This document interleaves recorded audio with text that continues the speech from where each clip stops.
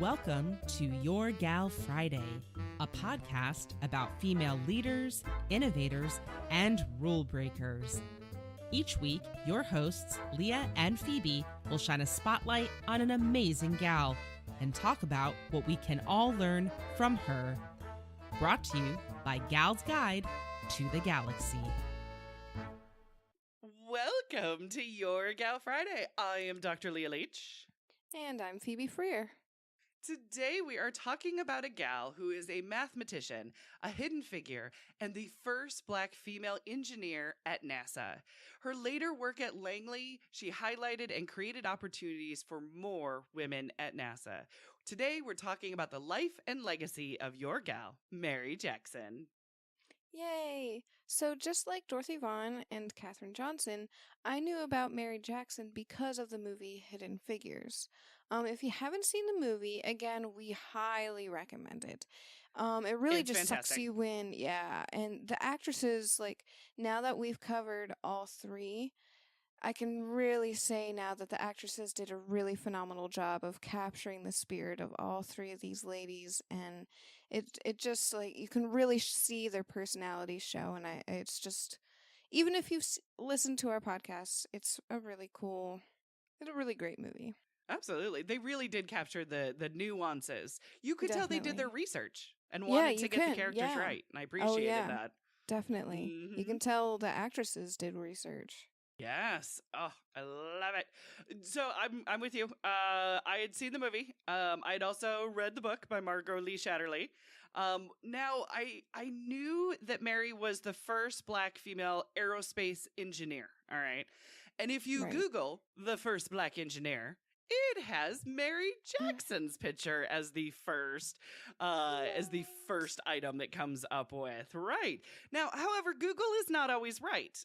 Sometimes you need to check some dates and do this thing called math, which is ironic because we're talking about Mary Jackson.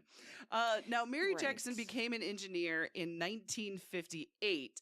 George Biddle Kelly became a civil engineer in 1908. Now, that math is easy. Right. That would mean that he would be earlier.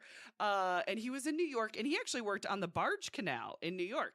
But I can actually go back even further for Black engineers, and this one is a whopper of a story. In 1872, Elijah Mccoy filed his first patent. This would be the first of 57 mechanical engineering patents. Now, he invented a device that kept machine parts oiled, so it worked really, really well, and other people tried to duplicate it. However, when inspectors would visit, they would ask if they were using the real McCoy. That's right. That is where that phrase, the real McCoy, comes from. It comes from Elijah McCoy, a son of runaway slaves that got a mechanical engineering degree in Scotland at the age of 15. That's where the phrase, the real McCoy, comes from. Asking if something is the genuine article, right?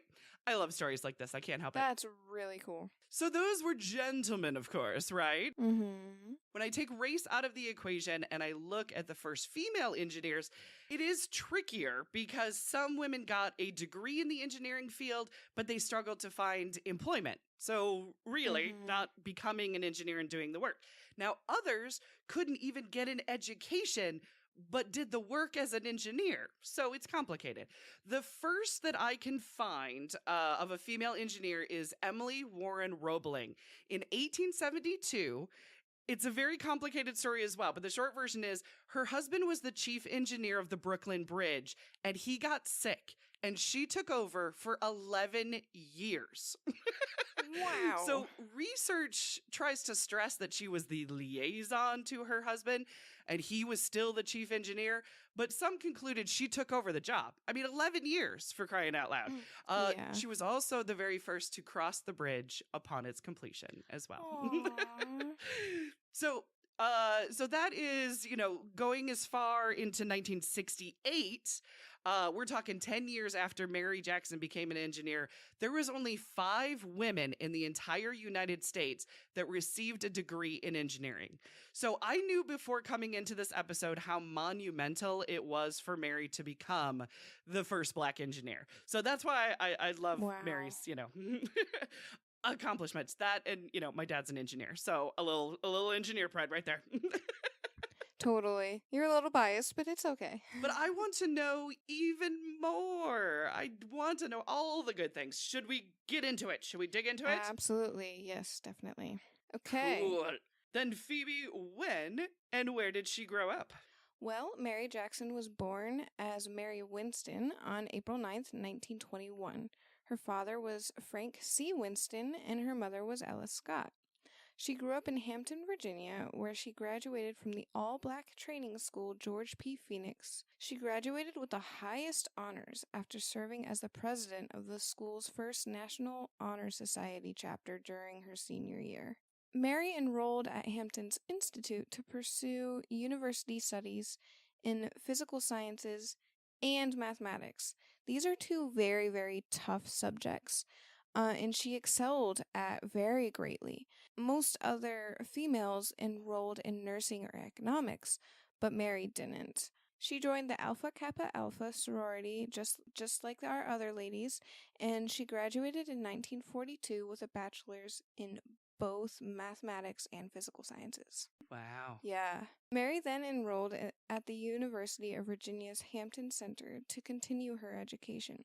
She also started a master's in public administration program at the Golden Gate University. In 1942, Mary taught math for 1 year at a black high school in Maryland. She came back to Hampton to take care of her father because he was sick. She couldn't teach at Hampton because 2 of her sisters were employed there as teachers, and there was nepotism laws then. So she got a job as a secretary and a bookkeeper at King Street USO. So the USO stands for the United Service Organization, and it's a charitable organization that is chartered by Congress, and it offers programs and services to our service members, the military and civilian alike. So the USO clubs are found on most military bases, including the one in Hampton on Langley's Air Force Base. But Mary didn't just stick to balancing and organizing financial accounts. She ran the front desk. Mary helped many service members find places to live. She organized the dances, the rallies, and the local Girl Scout troop. She was known as the gal who got things done with wonderful energy. That is my kind of gal for sure. I would like to be known as that someday. Her sharing is caring spirit was admired by Levi Jackson, and after a fine romance, they did marry in 1944. When the war ended, King Street USO was closed, and Mary looked for a new job. She worked as a bookkeeper for the Hampton Institute Health Service, but she left when her son Levi Jr. was born. So when her son turned 4, she applied for 2 jobs at Langley. One was a clerical position, and one was a computer. She got the clerical job first, but it lasted 3 months before she took another job. And Phoebe, what was that job that she took? Well, it was actually for the National Advisory Committee for Aeronautics, aka the NACA, which is where Dorothy Vaughan and Katherine Johnson also worked. So she started there in 1951, and that's, of course, the precursor to NASA. So she started as a computer or research mathematician in the all-black West Computing section of the Langley Memorial Aeronautical Laboratory under, of course, the lovely and adored Dorothy Vaughan, who we've also covered. So if this is your first episode, we've totally covered Dorothy Vaughan and Katherine Johnson. So we've mentioned in previous episodes that Katherine in the movie Hidden Figures kind of became a composite character. So some of what happened to her in the movie actually happened to one of the other gals. For example, the bathroom story that happened to Katherine in the movie actually happened to Mary. So Dorothy was very good with encouraging very talented ladies, and Dorothy was the one who moved Mary from the West Computing section to the East End side. Now this is where the bathroom story, this is important in relation to the bathroom story because on the West End, there were marked bathrooms for colored. It was set up that way from the get-go. Right. Yeah, they were trying to please Virginia, basically. Yeah. That it was, that it was marked in one area at least, but yeah. Right. Yeah. But on the East End, where Mary Jackson actually moved to, there are no marked bathrooms, which means they're all, quote, for the white people, which is where things get complicated. So I'm actually going to be reading from the book by Margot Lee Shetterly. So when Mary got redirected, she asked, quote, "Can you direct me to the bathroom?" Mary asked the white women. They responded to Mary with giggles. How would they have known where to find their bathroom? The nearest bathroom was unmarked, which means it was available to any of the white women and off limits to the black women. There were certainly colored bathrooms on the east side, but with most black professionals concentrated on the west side, and fewer new buildings on the east side. So Mary might need a map to find them. Angry and humiliated, she stormed off on her own to find the way to the new restrooms. Negotiating racial boundaries was a daily fact in Negro life. Mary wasn't naive about the segregation at Langley. It was no different than anywhere else in town, yet she couldn't shake this particular incident.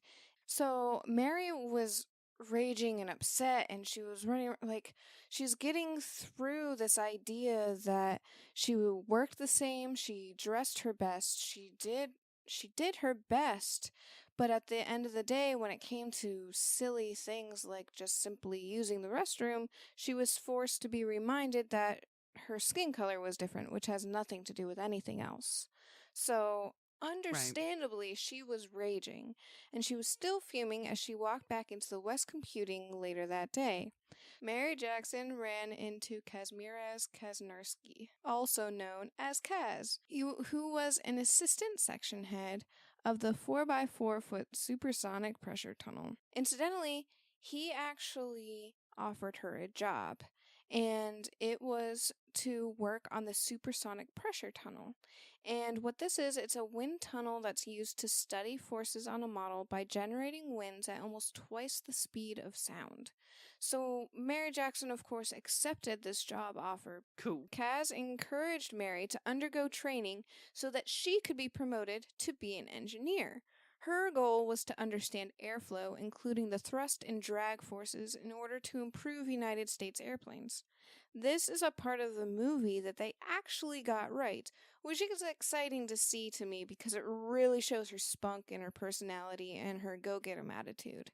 But I'll leave Leah here to explain this more. Yes. Oh, yeah, absolutely. Because one of my favorite lines in the movie is that exchange between, it's Carl Zelinsky in the movie. That's based on Kaz as the real life person. Totally. But he asks, "Let me ask you, if you were a white male, would you wish to be an engineer?" And then Mary said, "I wouldn't have to. I'd already be one." That line is so powerful. Exactly, right? And we don't know, of course, if the real Mary said it or not. Right. But right. it gives you all the feels. I mean, it feels like the spirit of Mary, doesn't it? Totally. It really does. It's like, oh, snap. You better watch out now. She knows what she's doing. She knows what she's getting into. And she knows how it would be if she was male and white, which is actually still relevant right now. So it's very interesting. I also really relate to this line because of two keywords, wish and be. So I spent too much time wishing to be a filmmaker when what I really should have been doing with my time was being a filmmaker. Totally. So, and that's what I think is the strongest advice that I can ever give to somebody who wishes to be something, which is stop wishing and be it. Absolutely. So I think Mary is this wonderful role model example because of this, because she had a lot of obstacles on her road to becoming an engineer. Here's the short journey towards becoming an engineer. 4 years before earning the title, there was a landmark Supreme Court decision called Brown versus Education, and it banned all segregation in public schools in the United States.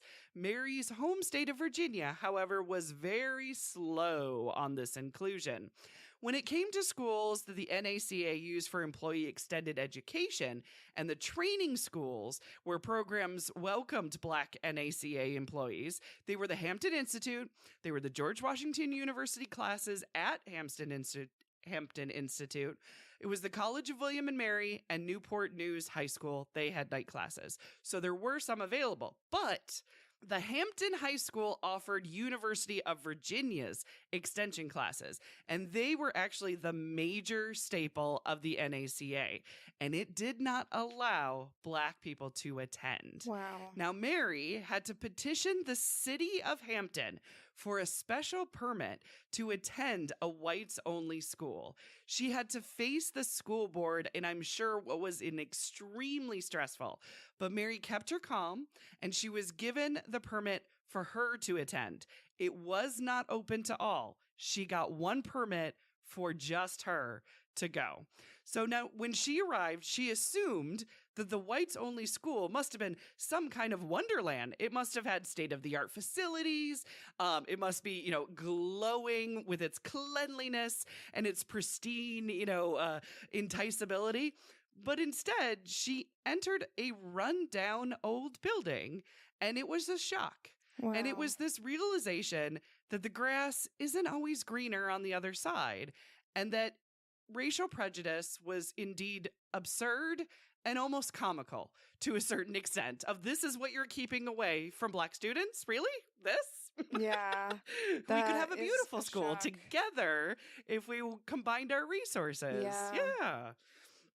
So Mary finished her classes, she became an engineer in training, and she got her official engineering title in 1958. Oh, wow. So good on her. Yeah, that's an interesting thing that the movie Yeah. did not touch on. Like, they made it look like the school was like... But they actually, they didn't... I think they didn't highlight it so much because it was such a, smallish part of the movie where, they show her going into the Right. school. Mhm. But that's fascinating. You wouldn't And it wasn't know that. Catherine's story. They focused a lot on Catherine's story in the movie. Yeah. Mhm. So that's fascinating. Wow. Well, you have stuff on her personal life. I do. I have so many random things. Okay. So, Mary actually made common cause with the Black employees working at Langley and at other places in the industry. She and Katherine Johnson and many others were core members of the National Technical Association and the Professional Organization for Black Engineers and Scientists. So Mary made every effort to bring students in from Hampton's public schools and from Hampton Institute into Langley facilities for tours to get up and close and personal look at engineers at work. She organized an on-site seminar for career counselors at Hampton Institute so that they might better steer their students into job opportunities at Langley. If she got word that Langley was hiring a new Black employee, she went out of her way to make phone calls to find him or her a place to live, just as she had done when she was secretary of the King Street USO. I love it. I love it too. Oh my gosh. She cultivated allies among white women she worked with, and she did all these other things. She made a point to not burn bridges. I mean, I think that's ironic for an engineer, don't you think? Oh, it's an engineer. Snap. Dang it. Sorry. Oh, Can you tell? that- Daughter of an engineer. Yeah, that one caught me by surprise, I must admit. I did not preset her up for Engineers that. don't burn bridges. Oh, man. Oh, we have fun. So, along with this, Mary served as the chair for one of the center's annual United Way campaigns. She was a Girl Scout troop leader for more than 3 decades. Oh my gosh. And I read somewhere... That's amazing. Is that... and I think I read somewhere... I know I read this today. I just forget where I read it. But Mary Jackson was being impatient with how fast the Girl Scout troop was desegregating. So she made her own Girl Scout troop of all Black girls. And then, instead of petitioning one at a time to get into the Girl Scout troop, she made her own and then petitioned the state to allow them to combine so that there's no more, push and pull for each individual, that they would just automatically be combined. So that's pretty cool. Very nice. Yeah. Oh, I love it. Yeah.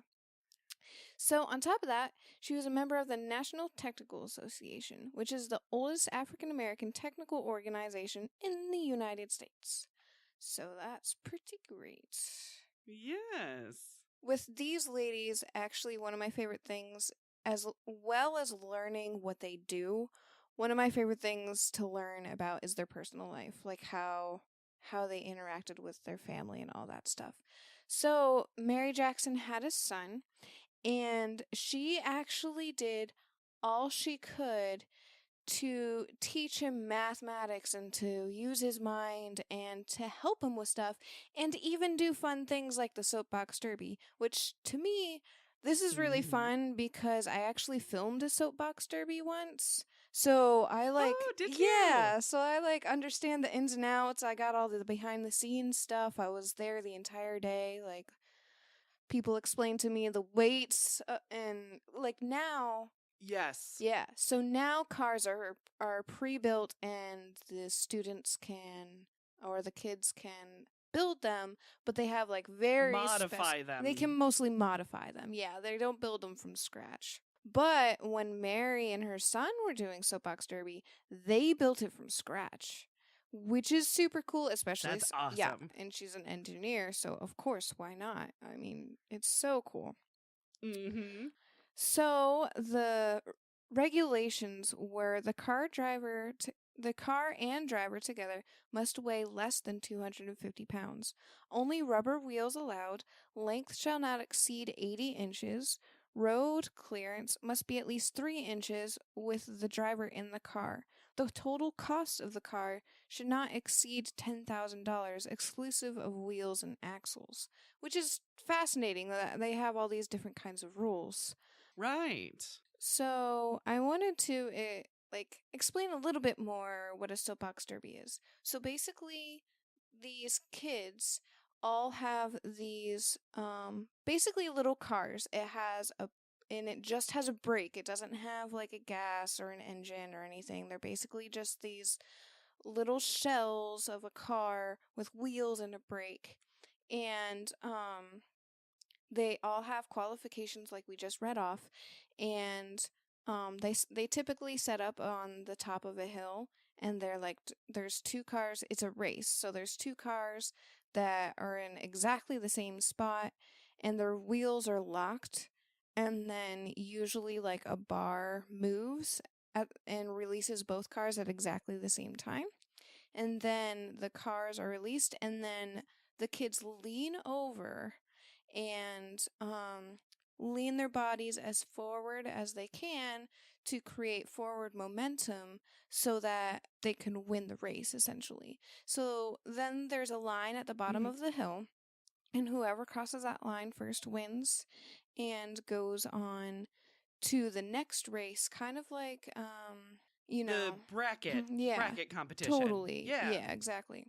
Oftentimes like 20, 30, however many kids racing each other, and they just keep racing until there's a first, second, and third place winner. So then they get to the bottom of the hill, they pass the line, and they apply their brakes so that they can actually stop and without any hitting anything. There's very rarely any accidents unless like they hit the brakes and their wheels start swerving towards each other or towards something harmful, but that's the only like real, or their brakes fail. There's that could happen too. I've seen a whole bunch of mattresses at the end of it just in case Totally. too. Hay bales, mattresses, stuff like that. Totally. Yeah. So what was unusual in this situation was Mary Jackson, who's an engineer now, who knows aerodynamics, who knows how wind affects movement and affects vehicles, is now helping her son build a soapbox derby car. And like, can you say unfair advantage? I'm not saying they cheated. I'm just saying that, wow, like, of course he's going to win. Like, of course. Mm-hmm. My money's on that. Oh yeah, my money's on that. Yeah, of course. So not only did her son bring his mom to help him with his car, but his mom kicked all the dad's butts, and that car was amazing. And it surprised everybody. And I thought this was really adorable. He actually won the Virginia Peninsula Soapbox Derby. And Levi Jackson confided that the secret of his victory, the slimeness of his machine, which helped to lower the wind resistance. He was asked, "What do you want to be when you grow up?" By the Norfolk Journal. He answered, "I want to be an engineer like my mother." And I thought that was like one of the highest compliments you could get from a kid or from your child. Like, that Absolutely. was just so adorable. And it was all because of a quote, silly type adventure. And it was just like, it's just so much fun. It sounds, just talking about a soapbox derby, it sounds kind of boring. I'm not going to lie. But when you're there and you're I think it's fun. it's fun. It's so fun when you're there. You're seeing the kids have Yeah. fun, and they're just like in this like little competition, and like everybody's having fun, and they're all cheering for each other, and comparing notes. Yeah. It's a lot of fun. So this was a really cool little story. They obviously still have them because you filmed them. Obviously, yeah. And then they also now, what I think has kind of replaced them, which has the same spirit, is the Robotics Championships. Have you ever gone to one of those? No. They are Ooh. fascinating. They're really, really cool. They build robots to complete a series of challenges in a short amount of time. Oh my gosh. And it's schools, and it's fantastic. If I Highly could have recommend done going to one. that in school, I would have loved school. Like, Right? I used to watch like BattleBots Right? or Junkyard Heroes on Yes, TV. it's that sort of thing, but a little bit more obstacle course. Yeah. That's awesome. Because they do have the battle ones that have to stop the other ones from doing the obstacles. Oh, so there's a little bit of gotcha. BattleBots in That is so. It's like those two things combined. That's so cool. It's the best time ever. I highly recommend it. Nice. I have to check that out now. Yes. Well, should we get back into her NASA time and see what she was Yes, we doing during the should. Apollo phases? Oh my gosh. Yeah. All right. So NACA has now become NASA. Totally. And Mary was in the 4-foot supersonic pressure tunnel, and she was testing capsules, and she was studying their readiness for supersonic speeds. So like Phoebe said, her focus was on the research on how those grooves in an aircraft would affect air speeds and drag and turbulence. She actually authored 12 papers on the subject.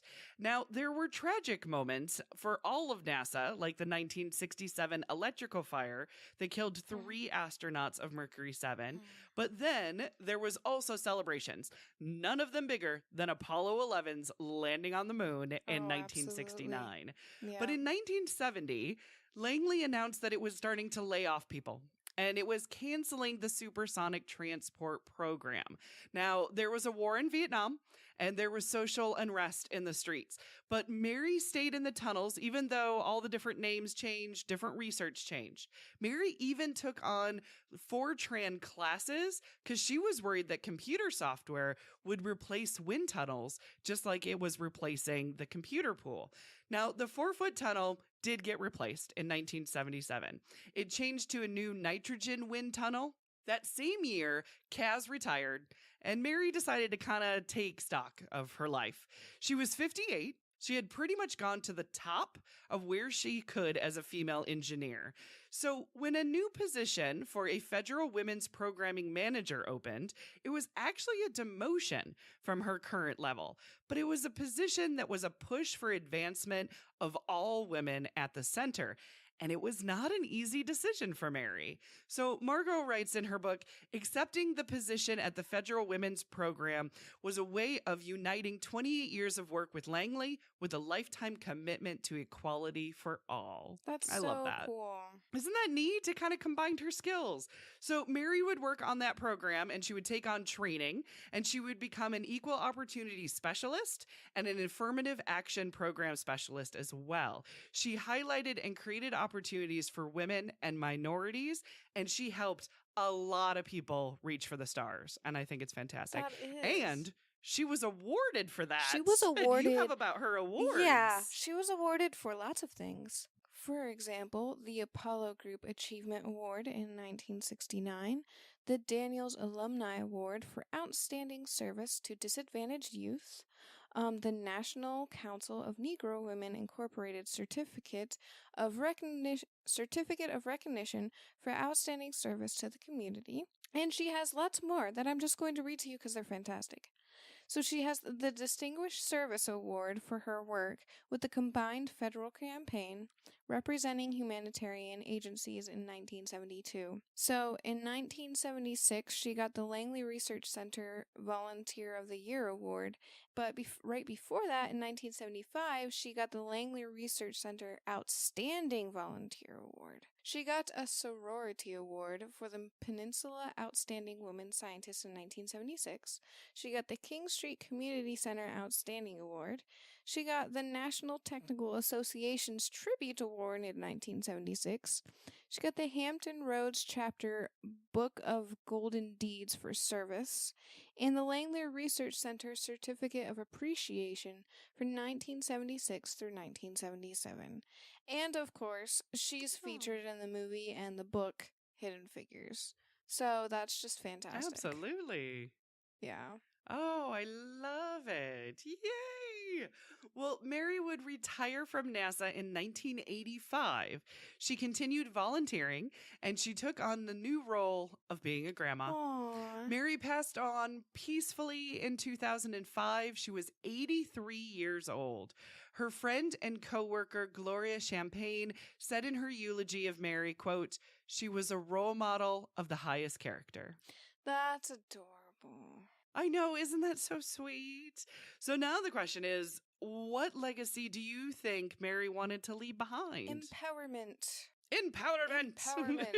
That is what I think she wanted to leave behind. Empowerment. She wanted people to have the capability to do what they are good at, to do what their natural instincts are good at, because she was always going to helping other Black students, and especially students. She was always helping to educate children and people younger so that they can grow up thinking, hey, I can reach for the stars literally and actually accomplish it, even if society's telling me I technically can't. She's always looking for a loophole. She was always looking for a reason to keep going, keep fighting, and then to pave the way for others to also do that. So that's kind of what I'm thinking. Yeah. Oh, absolutely. I mean, this was a really hard one for me because between becoming the first Black engineer and all of her volunteer efforts, I simply come back to the sharing is caring. It's Totally. in Margot's book, and it almost feels like it's overly simplistic, but it also feels like it's on the nose. I mean, Mary cared for everyone. Definitely. And she opened up every door to everyone that she met. She saw that, she is that person who knocks down a glass ceiling and then gives everybody a leg up, you know what I mean, Yeah. to climb on through. So you say empowerment, I say inclusion. I think they're two sides of the same coin. Absolutely. Yeah. That's awesome. Yeah. So what did you learn from Mary? What are you going to take with you from Mary into your everyday? Oh, wow. I love how you put that, because what I take away from Mary is like her ambition, her spirit, I guess I should say, Mhm. because her spirit is especially, man, her spirit is so like, get up and go, and I'm going to do this. It doesn't matter if it's in the books that I can't. I'm going to do X, Y, and Z. So that's what I learned from her. I'm I'm just going to like, solve the problem. exactly. Like, Yeah. solve the problem. Exactly. And the world pushes obstacles in front of her, but she sees it as an opportunity to jump over it, to push it aside, to do something about it, and then to help other people do the same thing. So I feel like Yeah. I, in a way, kind of do that every day, if not for just women in general. For me personally, I have personal obstacles that I face every day. I have obstacles of people assuming something about me because I'm a woman, because I'm a small petite girl who looks like she can't do anything. But I'm always like every day out to prove, hey, I'm not just what you see. Like, don't base me off of what you see. Base me Right. off of my work ethic. Base me off of how I feel and Mm-hmm. what I'm passionate about and how I do the job. If I can do the work, don't treat me any different. That type of thing. So I feel like being in an Yeah. industry where it's very male driven and very like I'm also very young, so people judge me for that too. I look like I'm 15 like on a daily basis and Right. I'm 23, but still like I'm always like okay, I'm not that young. I actually do have experience and even though I'm a female that doesn't mean I'm going to step away from doing the hard things. So, Mary's empowerment or Mary's just energy and demeanor is like very inspiring to me because she just like faced Mhm. that obstacle and just smashed right through it. And it seems to me like she, She's also kind of a lightning rod, isn't she? yeah, yeah, definitely. She just, You can almost feed off that energy that you yeah, get from Mary and be like, yeah, exactly. I'm going to take some of Oh that. yeah, exactly. It's like, all right, I'm Hmm. gonna channel some Mary today because I need it, and I have like this thing I'm going through. Like, just if I could channel Mary every single day, which I try to anyway, in a weird sense, that would be Right. super great. Like, it's just like, okay, that's what I need. I need some Mary today. All right. Exactly. So, Leah, what did you learn from her? Oh, man. So this was really weird because I had read the book, I'd seen the movie. Mm-hmm. I had studied Mary a little bit for a school outreach program that we do, which is Women of Science, where we cover Mary Jackson. But I did honestly not draw this conclusion until I was going over the notes for this episode. And I was thinking about, what did I learn? So Mary went from not wishing to be an engineer, but to being one, right? She encouraged more women and Black men to follow suit, to be something, not just wish for something. Totally. Yeah. And then she also took a job to empower women. And I started to Absolutely. think, ooh, this is kind of starting to sound familiar. Oh, yeah, that So, completely sounds familiar. I wonder who else does right? that. Yeah. Because I became a filmmaker and I encouraged others, mostly women, because I saw how few of them there were and I wanted to hire them, and I wanted to see more work by women. But when I reached what I felt like was the top for me personally of my own striving, goals that I had, I started Gal's Guide to empower more women, no matter what their career goals were. The ironic thing is, my father in law joked that I was taking a step backwards, going from filmmaking to nonprofit. And I'm pretty sure Mary probably also worried about the same thing. But sometimes those dot points of experiences in your life, they don't connect in a straight line. Sometimes you need to explore one area to strengthen that natural born ability in another area. And I think Mary is a true role model for me. And I love her deeply. She gave me all the feels That is during, so awesome. these weeks of research, Yeah, and I that love is her. incredible. Yeah, Wow. We both relate. yeah. I That's I really didn't cool. expect it.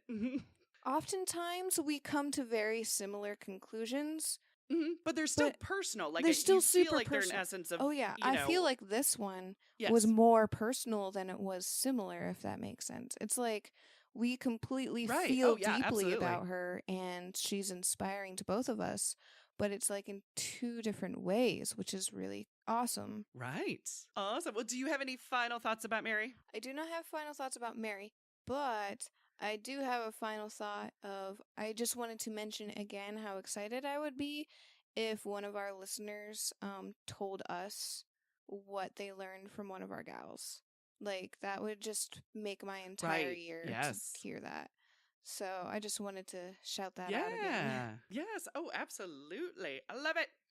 Well, that wraps it up for us. Next week, we are going to conclude the real life gals with our epilogue.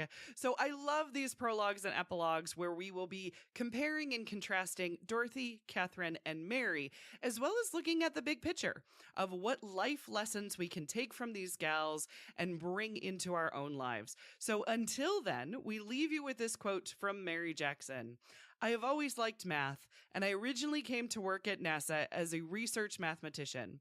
I was invited to become an engineer in training through a special program, and I have been an aerospace engineer ever since. For more information about this week's Gal, or to check out our previous episodes, visit galsguide.org. To support the show, visit the Gals Guide Patreon page. We love our patrons and offer exclusive perks and behind-the-scenes access for as little as $1 a month. Thank you so much for subscribing to Your Gal Friday.